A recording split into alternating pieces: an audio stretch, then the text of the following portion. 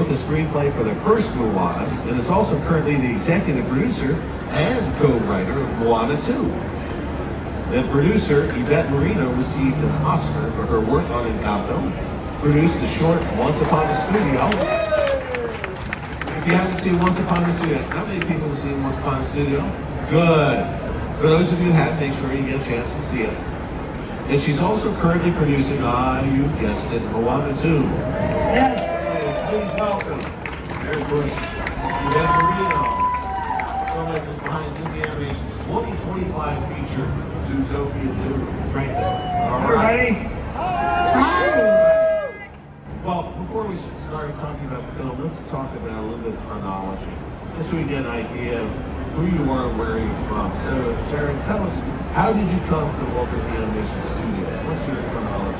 Yeah, so I actually joined Disney about 13 years ago. Before that, I was a live action writer, but I really wanted to get into Disney Animation.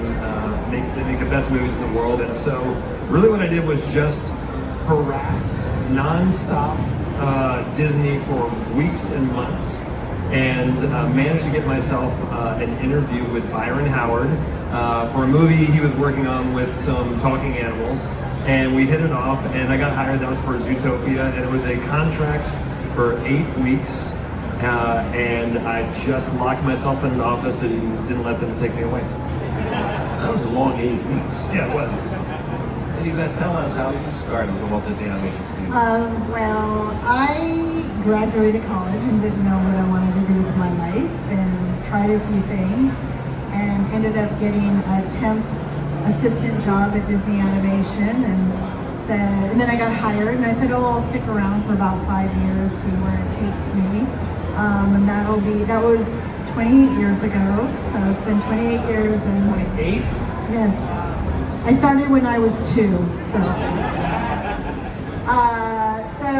And then been working there ever since. Love it, love it.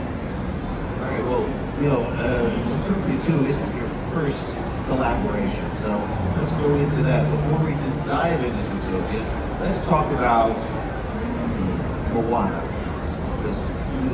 Was that your first collaboration now? Yes, it was. That's when the magic happened, and Yvette and I got to work. It got to work together, and I would say that's the reason why Yvette and I also worked on Encanto, because she's the best producer in the world. Oh, you're so nice. He's not that nice in person. It's true. Yes. On Moana, I was the production manager on the original Moana, and Jerry came on to write, and I was like, who is this Jerry Bush guy? And immediately the story, everything just started clicking and running, and it was such a fun time to work with Jared during that time. And we were so excited when we actually got to work on Encanto together, because I knew him and Byron were working on something, and I kept like, what you guys doing? What you doing? You need some help? So it's great. I love working with Jared.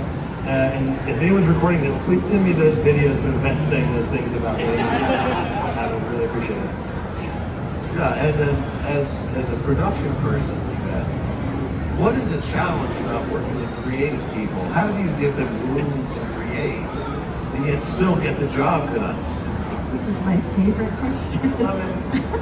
This is Jared's favorite question. No, really, the thing about working at Disney Animation is you are working with people who are all so passionate about what they do, from production people to artists to the engineers that we work with. Every single person there is helping to get the movie done. And so, as the production person, our job is not to set the deadline and be like, this is when it has to happen, it can happen. We talk about it a lot, is, we schedule and we plan and we adjust. And really, our job is to give the creative team the space to be creative. It's very hard to be creative under a very, very strict deadline. And so, although sometimes deadlines are good, Jared. But so really our job is just to really give them the space to play and to be creative without all of those boundaries, because that's, I think, where the best ideas come from. And speaking of scheduling and deadlines and adjusting, Jared, you were the writer and co-director for Zootopia, which came out in March of 2016. but then you were also the writer on Moana, which came out in November the same year. Now, how the heck did you get all that done? I can't even get my Christmas cards out on time. It was a very fun challenge. I'd say the real answer to that is I just really love both of these movies, and when you really love something from a creative space, it makes it very, I'd say, it makes the writing go faster. I think both of these movies have incredible characters. I love writing for Maui and Moana. That dynamic is so fun and entertaining. And I'd say equally, Judy Hopps and Dick Wilde, that odd couple pairing is one of my favorite things I've ever worked on. To be able to come back to both of those movies, I think for both of us, is it's so exciting to continue those stories. So I like to have a lot of spinning plates, and I think big challenges like that are something that I really enjoy. But I also say both of those movies, hundreds of people also work on both those movies. For all of our films, 600-700 people work on them, and they really go from movie to movie. So I'd say that's something that everybody does, and it's something very unique and special to Disney animation. I always ask every writer this question because what do you do when you're facing a blank page? Now, it may be a little different in animation because you have a whole story team trying to work together and come up with ideas, but tell us how you face a blank page and how you work with the story team. Yeah, I have actually a very specific system for that. So if anyone here is a writer or a creative person, yeah, the blank pages, it can be pretty brutal. What I will actually do is I will just write as fast as I can, as terrible as possible, so that it's no longer a blank page. Because if I write something very quickly, for instance, like one of these scripts, can take weeks. I'll try to do the whole thing in a week, and it will be unreadable. It will be an embarrassment. But I do that because I just want to get some thoughts out and not worry about it. I find the rewriting process is one of my favorite things. Typically, we'll do literally hundreds of drafts of a script over the course of the 3 to 5 years of making these movies. So it's really a matter of just not being afraid to put something down that isn't perfect. That's usually why a blank page is scary, because you're trying to make it amazing instead of just learning as you're going through. And then talking about that first Zootopia, you're working so hard on it with so many people on that. Every film is sort of an unknown quantity. And so when did either of you know that Zootopia was something a little different than the others? Or did you? Well, I'll say that early on Zootopia, it's a very unique type of movie. The first film is one where there's noir elements. Obviously, there's this really fun buddy comedy that's happening. There's a commentary about human nature. It's a big friendship story. It's a world, basically a different world of animals, whole created space. There's all of these different things going on. It's a lot in that soup. And I think early on we realized if we can make all those things gel into one story, we'd have something pretty special. And that's, frankly, that was really hard to do. We had many screenings where we'd say, well, maybe we need to take the mystery element out, or maybe this other thing's not working, we just have too much going on, or we shouldn't go meet that other character because we don't have enough screen time. But everyone really believed in trying to do all of those things. I think what makes Zootopia so special, it is kind of jam-packed with a lot. There's so much entertainment and character and world specificity. And you want to spend time with those animals because they're all unique, but you feel like, oh, I know how a camel would run a marathon in the desert. And that's what it would do if it was running around on 2 legs. So all of those things were so fun and entertaining. I think about halfway through we realized that we could jam all those things into one story and it would work. We believed in the potential of it, but it wasn't until about halfway through that we thought it would actually be able to execute. In watching how that film was coming together, what were your reactions, and when did you say, wait a minute, this is something? Well, what's exciting and why I love working at Disney Animation is because everyone works so hard on all of the films. Zootopia was happening. I was still working on the first Moana, the original Moana, and I was watching it and I'd hear things and we'd get to see parts of it throughout, and I was like, oh, that's super funny. And when I saw the whole thing come together, it was real. Like, we sat, my husband and I were at the wrap party, we sat there, we're like, oh my gosh, that was so funny, and it was so good, and it's so meaningful, and so there's so much emotion. This Jared Bush guy, he might have something. So, with all the films of Disney Animation, we all work so hard, and we put everything into it, and so and then we kind of send them out into the world, and we hope that they connect with people. Zootopia was really special because it truly, we saw it just really connect with people all over the world. And the same thing about the first Moana. Yeah, that just when that came out the same year, it's two very different films and how they appeal to audiences everywhere. Yeah, I mean, one of the things that I feel like the team at Disney Animation does so well is these great world buildings, and the world of Moana and the world of Zootopia are so very different, and but they are worlds that I feel like I know I want to go into, I want to step into. Believe me, I want to go to Motunui. I want to go sit on the beach in Motunui. But I also want to go to in the land of Zootopia and visit all the different lands and see all the different scales of things there. So I think it's one of the things at Disney Animation that we do really well is building these worlds that people want to go into. And I think on top of that, it really speaks to Disney Animation as a place that can do those very different tones of movies and put them out in the same year. And again, a lot of the same people work on both of those things, and people's ability to switch over. I think so much of it is about understanding the tone of the world, the characters, emotionally how you want to feel, and the animators at Disney Animation are the best in the world at that, so it's a real joy to work with them. And of course, Zootopia had that. Nick Wilde is a fox, so any film that has a fox in it. His name is Fox, guys.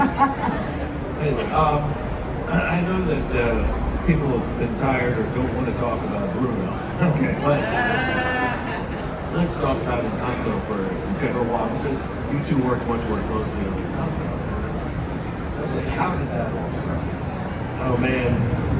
Well, Yeah, I mean, you want to start with how you guys started? Sure. Well, here's what I'd say. So, as it was interesting, as Zootopia was wrapping up, Byron and I started talking about we wanted to do a musical, and obviously I just finished up on Moana, but Byron and I were both giant musical fans, and so the idea of doing a musical made a lot of sense. I had just coming off working on Moana with Lin-Manuel Miranda, and he wanted to do a musical. We wanted to set it somewhere that we hadn't been before, and so finding a movie setting it in Colombia was this really fun opportunity to bring in some amazing music. So very early on, we started to develop that story and really wanted to think about it as almost like a stage musical. It's like a very different type of musical than Disney Animation typically does. It's a massive ensemble piece. Obviously Mirabel has this giant family. That was another. I think we just continually like a lot of challenges. Usually wouldn't have that many family members. It's a lot of work for the entire team, but that's also what made it special. So I'd say early on, coming into that role, I'd say we really wanted Yvette very badly. I was just coming off working on Moana with her, and so knowing that we already had the best producer in the world, it made a lot of sense for us to team up again. And like she said, she loves me, so I knew that would work out well. Purely, I do.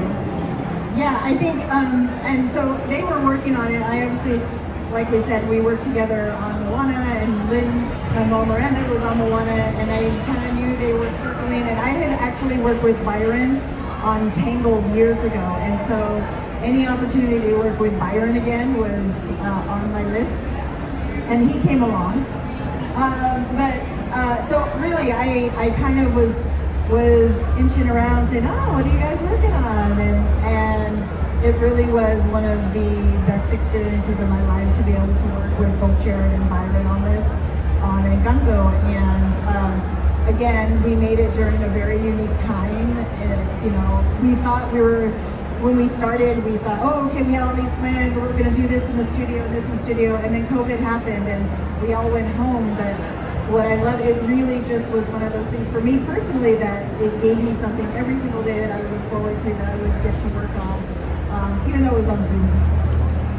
And I understand, Jared, you and Byron are accomplished trombone players. So, did you ever serenade Yvette with your trombone, even if on Zoom? I have played trombone, but I will say this is a true story. On Encanto, the day that they were recording the brass for the entire soundtrack, I was supposed to be there on that recording stage. And what I did not know is they had actually written a part for me to play but I didn't know that, and I was super sick, and I was like, I'm really sorry I can't come in. They're like, we literally wrote you apart, so I missed my moment. So I don't think I'll ever have that again, and that's probably a good thing because I would have ruined that movie. Unless it's not them too, just. All right, yeah. Yeah, just put it out there. What was your favorite part? Was it the music on Encanto? Or Man. what about it? Well, I say all of it. We have this immense luxury of working with incredible actors, and every single time we head into another story, we get to spend time with people. It's really, they become a family to you, and we've been really lucky with all of our films that we have these amazing casts, and so I would say being in the room, working with Stephanie Beatrice is just an absolute joy. John Leguizamo, working with him is an absolute joy. The entire cast was so fun the entire way, and so I'd say that's a huge part for me is being able to work with the cast, but honestly, the entire studio came together so much. It's the most beautiful movie I've ever seen, and that's so many people working really hard to create something special. So it's kind of hard to isolate it down to one thing. I kind of love all of it. Yeah, I would say, and to go to that point, to me, it's just really the process because it's literally, I'm so grateful I have the opportunity to sit in a room where someone says, hey, what if we do this? What if this happened? And someone sketches it out real quick, and I will be able to watch that thread. And someone who is not an artist, they don't draw, but to watch that thread go all the way from that little conversation to the screen and the final frame, it's really the most amazing thing to witness. And again, you're not really trying to make classic films. You don't set out to say, I'm going to make a classic film. You just try to make a story, and tell a story that really appeals to you. And so, how do you try to keep that out of your head about, will this be a classic or not? Honestly, I think what we are really trying to do is make stories that we emotionally connect with, and we hope audiences will emotionally connect with. I'd say there's a lot of internal pressure because everyone there is so talented. They want to bring their very best, and so I think the hope is, can we make something that we can all be proud of? So I think that's really the big thing. It's I think we thought too much about how it sort of fits with everything, and is this, and thinking about it going around the world, that's a lot of pressure, and creatively that can be kind of stifling. So I really think we had the luxury of watching rough drafts of this movie probably 8 times over the 3 to 5 years that we make it. And when you're watching it, you personally know when you're connecting to something, when a character says something and it makes you laugh, or a moment happens and it makes you cry. You can't fake it. And so I think what we're really trying to do is get to the moment where when we're watching it, we feel all those things authentically. And that's really the goal. That's the sincerity. So if you're trying to come up with something sincere, I think very few artists ever say, I'm going to create that classic. I think it's what Led Zeppelin said, that Stairway to Heaven, we were working on making a classic. Well, leave that to Led Zeppelin. Disney animation's a little bit different. You talked about trying to work on stories that connect with people and stuff. So yesterday you revealed some information about Zootopia 2. Now, for those of you who may not have been there at the Honda Center last Who was at the Honda Center last night? Anybody? Oh my gosh, okay, great. But there are still a few that might not have. Could you just kind of retell your story of Zootopia? I will. Okay, so, as you guys know, we have to keep these things secret for so long, and it's been literally years that we've been working on this already and not being able to say anything. Saying some of the big announcements about Zootopia that came out last night were that we're going to be bringing reptiles into the world of Zootopia. So in the first film, we designed it always with that in mind. This is not actually a new idea. This is something like, definitely one day we're going to be able to visit reptiles. How we do that, how they come into our story, we have to keep that somewhat secret. But I think the really exciting thing is that Ke Huy Quan is going to be playing our first snake, Gary the snake. He's a highly venomous pit viper. And Nick and Judy will be on his trail in this story, and may have to go undercover to new locations. If you've been over there and seen it, there's an area called Marsh Market. This is a neighborhood of Zootopia for the semi-aquatic animals. So you're going to get your seals and your sea lions and your walruses. I'm really trying to get some manatees in there. But yeah, it's really exciting to take Nick and Judy to these new places with these new characters. I can see you can name the manatee Hugh for humanity, of course. Wow, okay, nice. Anyway, and there are lot of reptile lovers out there.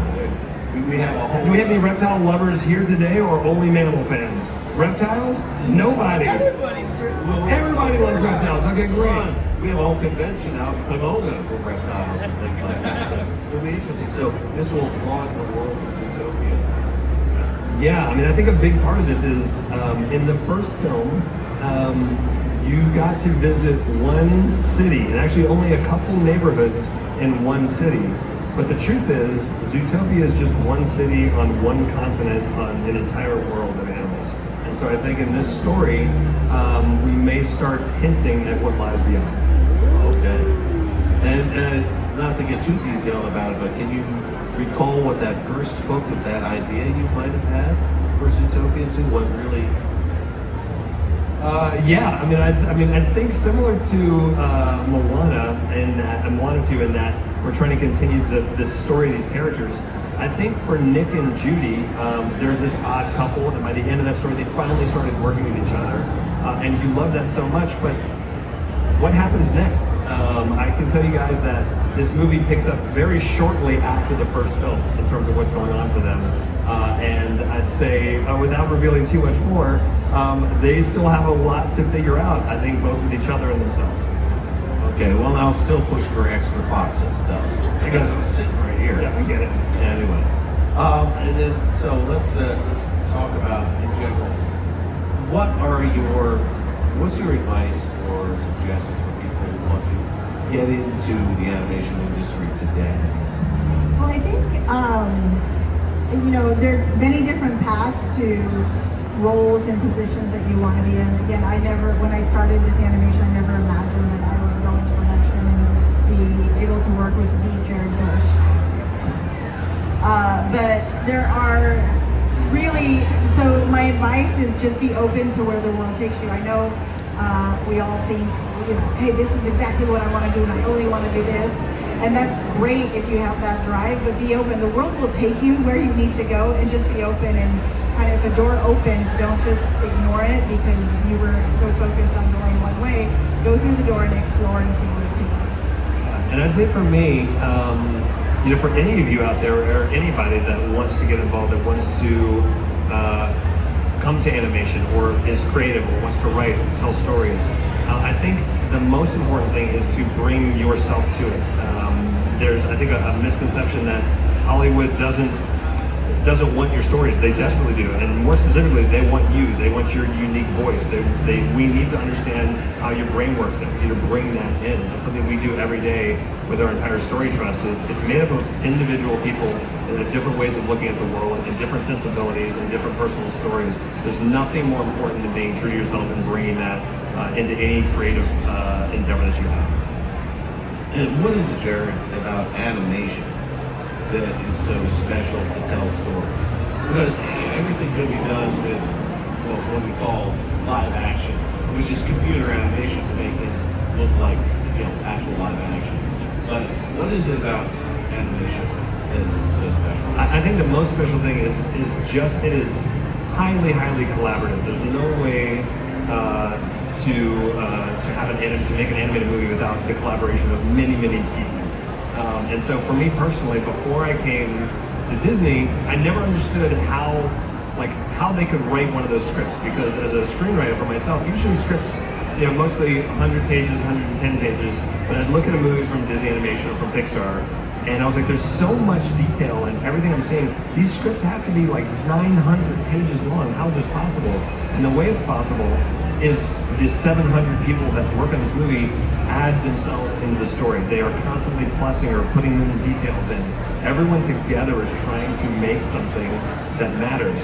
And so I'd say for me, that is what makes it so special and unique, is this incredible collaboration with people that are at the very top of the game. Is that the same for you, Yvette? Is something about this cadre of people? Yeah, I think so. When I started, and I was like, I'll hang out for 5 years. It goes by so quickly. But there's something unique about working in a place where people are so passionate about what they want to, about what they're doing, and they want to be there. And I've said this for years and years. Disney has a knack of hiring really good people. And so, you know, we've kind of built this community within Disney Animation, and you know, I've been there for so long. People have seen me get married, they've seen me bring my kids home, like, and you build these lifelong relationships with your work community, and it's such a special, unique place to be. Are there any particular memories that you have that you kind of latch on to as some of the fun times that you've experienced? Yeah, you know, there are a ton of fun times, and it's, you know, every show has your unique thing. But one of my favorite things that we do at Disney Animation, which ARL is very involved with, is the annual caricature show, and it's where artists all over the studio do caricatures of different people within the studio. Brutal caricatures. Brutal. I'm always like, every time I trip, I'm like, did someone see that? Because if not, it'll end up on the caricature show. But really, it's such a fun time because, you know, we make a little party of it. We have all the caricatures up, and you walk around, you see everybody's amazing artwork and their caricatures of all the different people you get to work with. Yeah, and I say for me, I mean, there's so much that is fun to do there. We do so much research. We spend years and years researching for any film, whether that is taking a trip to Colombia or bringing in animals. That's some of my most favorite parts, because you discover things that you just can't do by looking at it online or reading it in a book. A couple weeks ago, we got to hang out with a giant pig in my office. And like, how? What was his name? Oh gosh. No. Bacon? What was his name? I can't remember. Was it Dorothy? Was it Dorothy, I think? It was, alright, it's Dorothy the pig. Like, that's amazing. I think one of the most special experiences I had for the 100th anniversary of Disney, there was this nighttime spectacular called Wondrous Journeys. I don't know if you guys got to see it or not. It's this amazing firework projection spectacular at Disneyland. And the day before it went public, they brought some of us down, they shut down the park, and they played it just for us. And so to see 100 years of Disney history, all of the movies I grew up with, and then movies that we've been able to work together on, characters that we like fell in love with as kids, and then spent time with ourselves, one of the most amazing moments of my life. Well, that kind of segues into where I work with the Animation Research Library, because Zootopia, Byron and the teams did research with old animation from other films. I remember. Can you tell us a little bit about that? Yeah, I mean, obviously, we're stepping into the world of talking animals. That's Disney's bread and butter. So, you know, going back and saying, what can we learn from past films? I'm a huge fan of The Jungle Book. It's the first Disney animated movie I ever saw. It's like still my favorite. Right, yeah. So, loved it. I mean, whenever we looked at like original cells from that, it's one of the most exciting things. But how do animals move around? How do we do it differently? What's going to feel like classic Disney, or what's the spin on classic Disney? So I'd say it's really important as we're moving through. We don't want to repeat ourselves, but certainly we have this amazing legacy that's really fun to lead on. There's some boarding for the Honda Center if you can't hear it. An event. Now, have you? I can't remember. You've been to the ARL. I have. Yes. What was your opinion of being able to hold on to that legacy to build on top of that? Yeah, I think we've been to the ARL over the years, the Artist Research Library, where they kind of hold all of our history there. But working on Once Upon a Studio was one of the ones like that really took me back, because I was working on a short that celebrated the past 100 years of Disney animation, and so having the opportunity to work on that film and really reaching out to the experts like Fox at the ARL about, hey, you know, what's the history of this, and can we find these model sheets from the animation, from the films and shorts that were done so many years ago. It was, it's one of the unique things that we have, because we have so much history. But that's why What's Fun Studio was such a special project for me, because I had the opportunity to work on things and work with characters that happened way before my time. And in talking about, let's go a little bit to Zootopia too, and animation.